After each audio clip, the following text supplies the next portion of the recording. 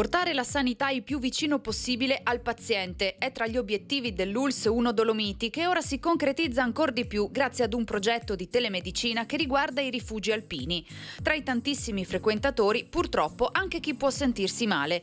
Nasce così il progetto Rifugi Sani e Sicuri, con l'impiego di uno strumento innovativo, dato in uso in via sperimentale al Rifugio Faloria di Cortina. Stiamo sperimentando una tecnologia non presente fino ad ora nel territorio bellunese, ma penso neanche in quello italiano, che ci permette appunto di misurare alcuni parametri, elettrocardiogramma, saturazione dell'ossigeno, pressione per esempio, alcuni parametri ad una persona che ha un malore che si trova in un rifugio alpino. Sappiamo esattamente ed oggettivamente cosa ha quella persona, che problemi ha, e possiamo intervenire di conseguenza nel più breve tempo possibile, ma soprattutto nella misura più appropriata. Il kit, contenuto in uno zaino facilmente trasportabile, è composto da una body cam che permette all'operatore del SUEM a distanza di vedere il paziente come fosse sul posto, un pulsossimetro che misura l'ossigenazione del sangue, un misuratore della pressione arteriosa e un elettrocardiografo a 12 derivazioni.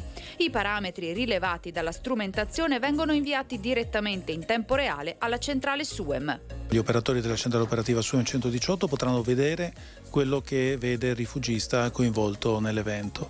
Più rapidi perché nel caso, attraverso i parametri identificati e trasmessi alla centrale da questo sistema, possiamo precocemente individuare eventuali patologie tempodipendenti e agire più rapidamente. In questa prima fase in cui l'abbiamo posizionato il rifugio Falore abbiamo trovato un grande entusiasmo da parte del personale tutto, e in meno di mezza giornata il sistema era operativo. Dietro al rifugio c'è l'attività motoria dell'escursionista, del cittadino, dello sciatore, quindi è una cosa molto positiva.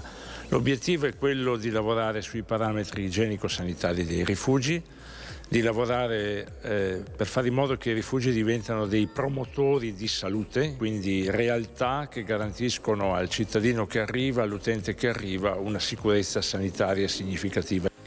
Il dispositivo sarà sperimentato durante l'inverno al Rifugio Faloria, poi verrà esteso in altri 10 scelti con l'aiuto del CAI, da Auronzo ad Alleghe, da Zoldo ad Arabba. L'acquisto dei kit avverrà grazie ai fondi per i comuni confinanti.